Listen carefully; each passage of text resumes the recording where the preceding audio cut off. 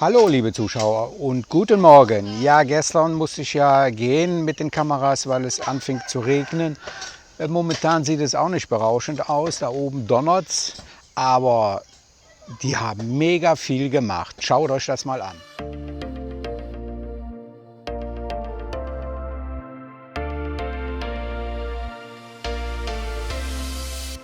Also das Rahmengestell, das steht.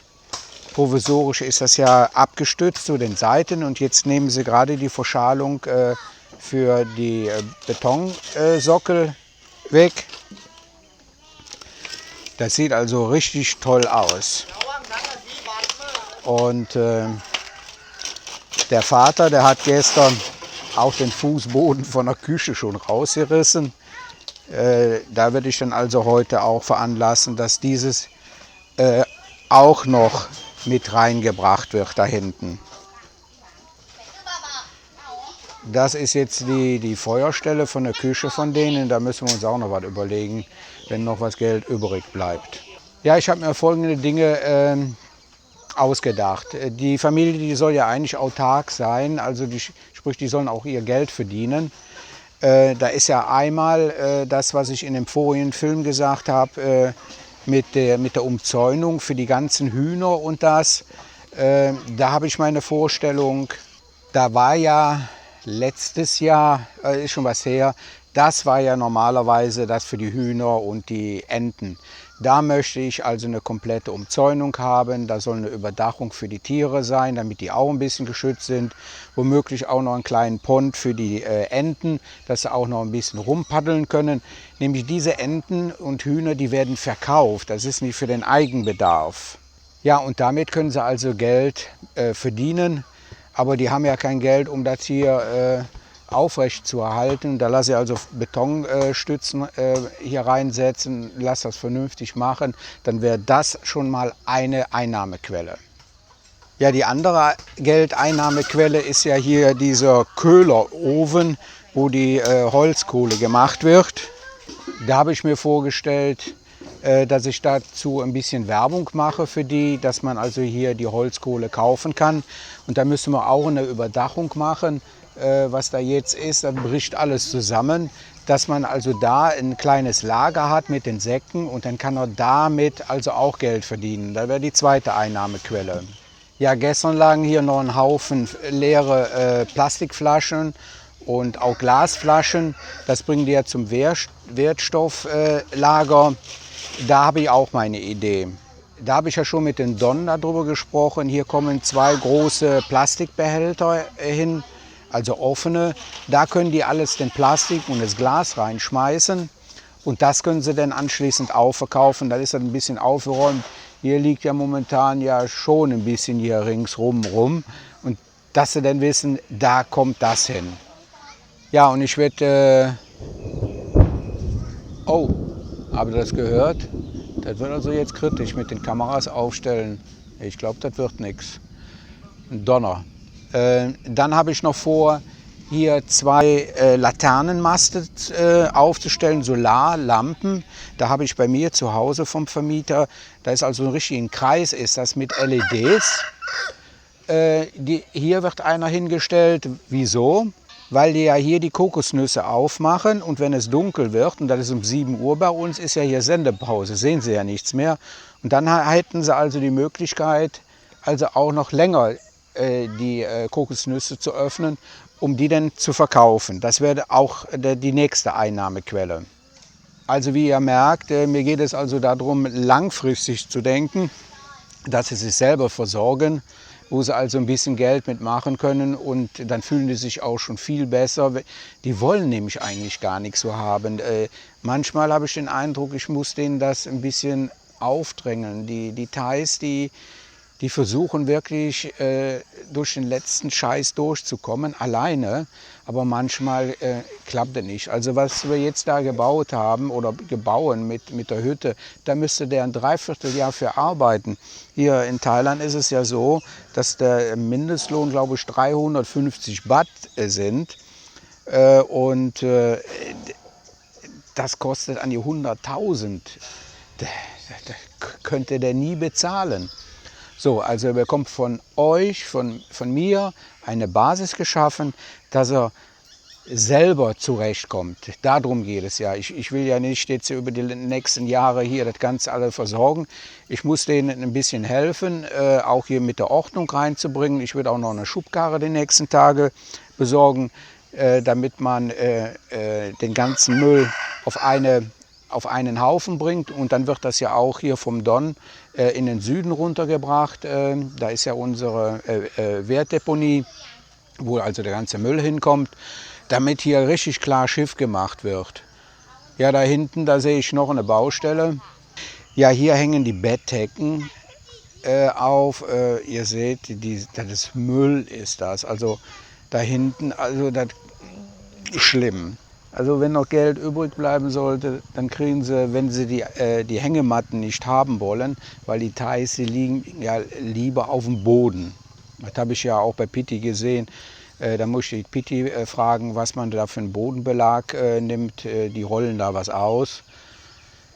Wenn Sie also die Hängematte nicht haben wollen, dann kriegen Sie sowas. Und dann, wenn wir Winter haben, da wird es ja abends hier aber ein bisschen kühl, dass Sie dann vernünftige Decken kriegen. Das kann man also nur noch verbrennen. Und was mir noch weiter aufschwebt, also hier seht ihr ja die offene Verbrennungsanlage von denen. Da will ich also neue Ölfässer besorgen, die also umgebaut sind als Feuerstelle, dass sie weg von hier aus das Ganze verbrennen können. Ihr müsst ja bedenken, hier kommt ja keine Müllabfuhr hin, also sammelt sich das Ganze. Alles, was Plastik ist, verwerten die. Das kommt ja, weil ich da eben gesagt habe, in die große Tonne denn rein, was sie denn verkaufen. Glas kommt auch da rein.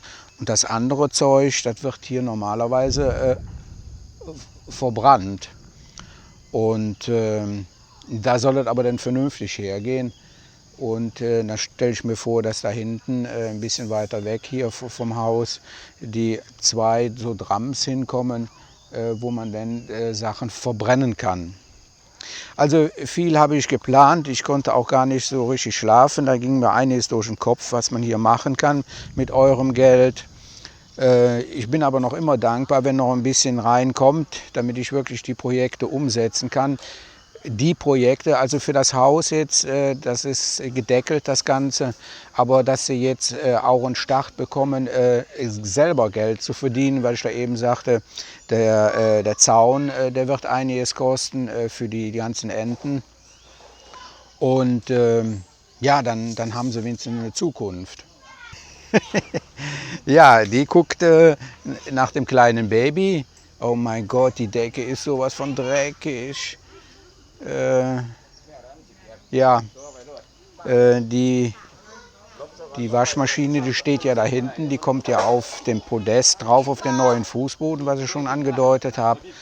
Und dann denke ich auch darüber nach, wenn noch was übrig bleiben sollte nach dem Ganzen, dass irgendwie eine sanitäre Vorrichtung, eine vernünftige hinkommt, wo die Kinder sich dann auch duschen können, dass die Hygiene jetzt ein bisschen angehoben wird. Und über die Hygiene werden ja auch einige Dinge besser gemacht, dass man also sauberer ist und nicht, dass der ganze Scheiß hier so rumliegt. Aber das würde ich schon in der Hand nehmen. Ja, leider hat sich bis heute niemand gemeldet, der mir hilft bei der ganzen Aktion. Nicht bei der, da ziehe ich jetzt hier alleine durch, aber die Leute zu betreuen, dass 1- oder zweimal in der Woche man nach hier kommt, mit denen ein bisschen kommuniziert, ist natürlich wichtig, Thai zu sprechen. Ich kriege das immer auf der Reihe. Entweder spreche ich jemanden an oder frage, wer Englisch kann von den Thais und die übersetzen das. Jetzt ist ja die Pitti wieder da. Dann kann die mir helfen. Also dass man so aber in den Kontakt mit denen kommt und fragt, ob sie das auch haben wollen, das ist ja auch wichtig. Aber die sind so bescheiden eigentlich, dass sie gar nichts haben wollen. Aber jetzt, wo sie es bekommen, habe ich jetzt mitgekriegt, freuen sie sich darüber. Jetzt muss ich jetzt nur den Bauleuten beibringen, dass da hinten die Küche, wo der Boden rausgerissen ist, dass da eine Ecke noch mit Stahlboden reinkommt. So, jetzt muss ich gleich in Sicherheit gehen. Jetzt komme ich gleich hier runter.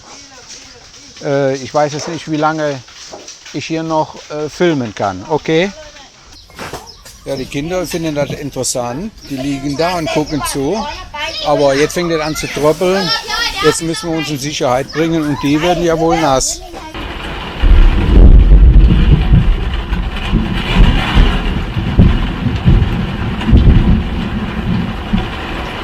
Das sieht jetzt erstmal schlecht aus, es regnet wie Sau. Die haben sich alle in Sicherheit gebracht. Die haben jetzt auch eine Plane über den Bereich drüber getan, wo die Kinder da draußen liegen. Hier wird sich jetzt erstmal nichts tun. Der Himmel ist dunkel. Ich werde jetzt zum Shopping Center fahren, zum Baumarkt und gucke dann mal nach diesen Lampen, was ich gesagt habe, damit die hier abends auch Licht haben, auch um zu arbeiten. Ja, jetzt hat es aufgehört zu regnen. Jetzt will ich mal die Kameras aufstellen und dann hoffe ich, dass ich heute noch schöne Zeitrafferaufnahmen für euch bekomme, damit ihr seht, was alles mit eurem Geld gemacht wird.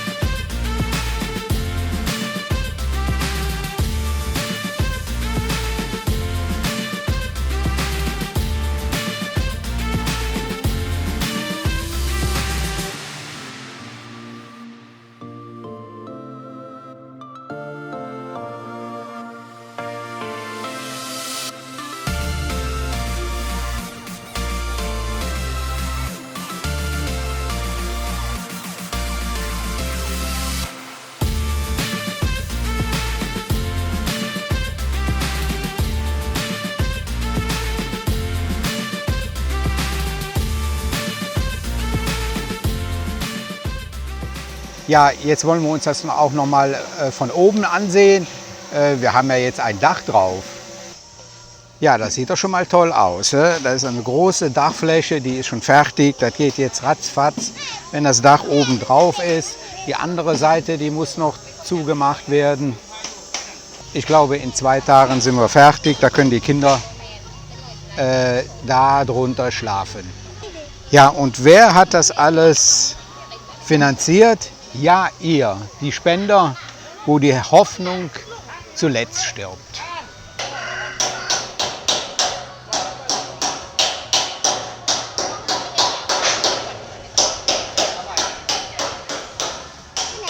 Ja, hier ist der Tag, der zweite Bautag zu Ende und ich möchte mich noch mal viel bedanken, vor allen Dingen in den Namen der Kinder. Die anderen Kinder, die sind irgendwo spielen und wir sagen Tschüss, bis morgen, Tschüss.